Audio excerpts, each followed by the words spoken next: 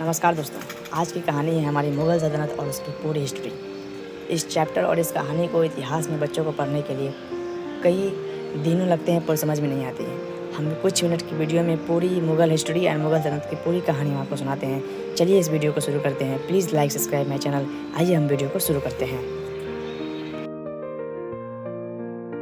ये बात है सन 1911 की, जब करीब 500 सालों से दिल्ली का तख्त राजपूतों और चौहानों के राज में फल फूल रहा था। पर एक दिन एक टर्किश राजा मोहम्मद घोरी की नजर इस आबाद शहर पर पड़ती है और फिर वो इसे हासिल करना ही अपने जिंदगी का इकलौता मकसद बना लेता है। वो अपनी लाखों की सेना लेकर दिल्ली पर आक्रमण कर देता है, पर हमारे राजा उसे बुरी तरीके से हरा कर भगा देते हैं। पर ना तो वो जानते थे और ना ही पूरा देश ये जानता था कि मोहम्मद घोरी ही वो इंसान बनने वाला है जो भारत की इतिहास की रुख हमेशा हमेशा के लिए बदल के रख देगा। वो फिर से एक बार 1192 में दिल्ली में हमला करता है और इस बार टरेन की लड़ाई में वो पृथ्वीराज चौहान से जीतकर दिल्ली को हासिल कर लेता है। और फिर उसके बाद क्या होता है? और यहाँ पर एक सवाल भी उठता है कि आखिर पांडवा से लेकर मुगलों और मुगलों से लेकर मंगोल्स तक हर कोई दिल्ली के तख्त के पीछे क्यों पड़े थे? आखिर ये इतना जरूरी क्यों था कि इसे पाने की चाह में एक बेटा अपने सगे बाप को मारने से भी नहीं कतराता? वेल, हेलो फ्रेंड्स, मैं गौरव और 7वीं सदी से लेकर 12वीं सदी तक दिल्ली के तख्त पर 50 से भी ज्यादा अलग अलग राजवंश के राजा बैठ चुके हैं, कुछ धोखेबाजी से तो कुछ अपनों का खून बहा के। पर आखिर ये जुनून सिर्फ दिल्ली के लिए है क्यों? इन सभी सवालों के जवाब जानने के लिए आइए डूबते हैं हमारे अतीत में, जानते हैं दिल्ली सल्तनत के खूनी इतिहास के बारे में। In our today's video titled Delhi सल्तनत द कंप्लीट हिस्ट्री। अब फ्रेंड्स, आगे बढ़ने से पहले मेरे पास आपके लिए एक बहुत इंपॉर्टेंट अपडेट है। धनी ऐप 25 लाख से भी ज्यादा Covid care health kits distribute कर रहे हैं, वो भी फ्री में, ताकि हम बेहतर तरीके से इस पैंडेमिक के साथ डील कर सके। इसमें मेडिसिन होंगे vitamin C, vitamin D3, zinc और पैरासिटामोल के, which are all recommended by the ministry of health and family welfare. ये किट ना सिर्फ इम्यूनिटी बढ़ाने में हेल्प करता है, बल्कि फीवर और बॉडी एक को भी कम करता है। और आप इस किट को धनी ऐप या धनी.com से खुद भी ऑर्डर कर सकते हो। अगर आपको कोई भी डाउट है या कोई भी प्रोफेशनल हेल्प की जरूरत है, आप एक डॉक्टर को भी कंसल्ट कर सकते हो ऑन धनी ऐप, ऑल फॉर फ्री, वो भी अपने सहूलियत के हिसाब से। दूसरों को बचाना हमारी रिस्पॉन्सिबिलिटी है, पहले खुद को बचा के। अभी धनी ऐप को डाउनलोड करिए, कोविड केयर हेल्थ बैनर पर क्लिक करिए in the health section and place your order. और प्लीज एक दूसरे की हेल्प करिए by sharing this video as much as you can, क्योंकि आपको क्या पता, शायद किसी जरूरतमंद तक ये वीडियो पहुंच सके और उसको मदद मिल सके। पैंडेमिक से हम बस जीत ही चुके हैं, it's time to step up friends and help each other. और धनी ऐप इस फाइट में बिल्कुल हमारे साथ है। The link is in the description. Delhi सल्तनत की शुरुआत किसी फिल्मी कहानी से कम नहीं हुई थी। ये एक ऐसी कहानी है जहां दिल्ली का सबसे पहला सुल्तान असल में पहले गुलाम हुआ करता था और उसी ने बीज बोया एक ऐसे राजवंश का जिसने दिल्ली के तख्त पर पूरे 84 इयर्स तक हुकूमत की और भारत का नक्शा तक बदल डाला।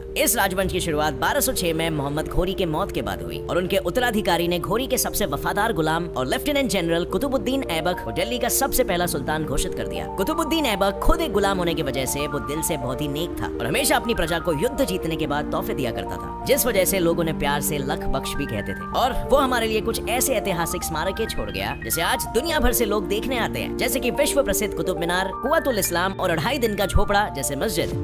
काफी खुशहाली में उनका राज्य चल रहा था, पर बस सिर्फ 5 साल राज करने के बाद 1210 में ऐबक की पोलो खेलते वक्त घोड़े से गिरकर मौत हो गई।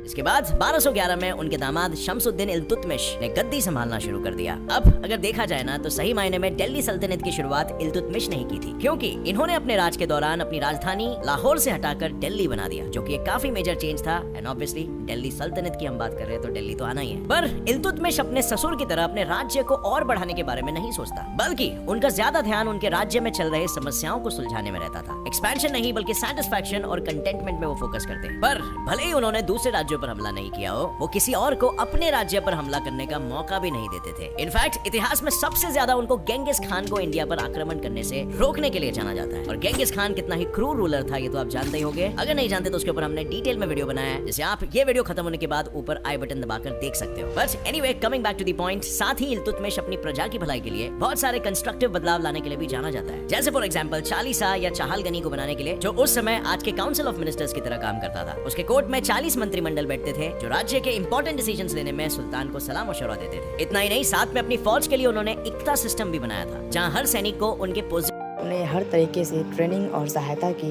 आवश्यकता मिलती थी। मुगल्स ने अपने सैनिक और अपने आर्मी को हर तरीके और हर बल से तैयार रखा। उसने भारत पे हमला किया और पूरे भारत पे कब्जा किया और कई 100 साल तक अपना राज जमाया। मुगल सल्तनत ने ख़त्म होने के पीछे एक मेजर कारण थी उन्हें अपने घर के आपसी विवाद। सत्ता के पाने के लिए उसके अपने भाई बहन जो भी मिले उन्होंने गर्दन दबोचते गए। इनकी बनाई हुई इमारतें आज लोग देखने के लिए बाहर से आते हैं। ये इतिहास और ये लड़ाई अपनी एक अलग ही पहचान छोड़ती है। इसकी इमारतें और इसकी बनाई गई हुमायूं टॉम्ब और ताजमहल, लाल किला जैसी चीज़ों को आज हज़ारों लोग देखने आते हैं और इसे देख के अपने नज़रिए को चेंज करते हैं। मुग़ल ने बनवाया भी बहुत कुछ, ताजमहल को बनवाया जिसमें एक अलग ही मिस्ट्री है।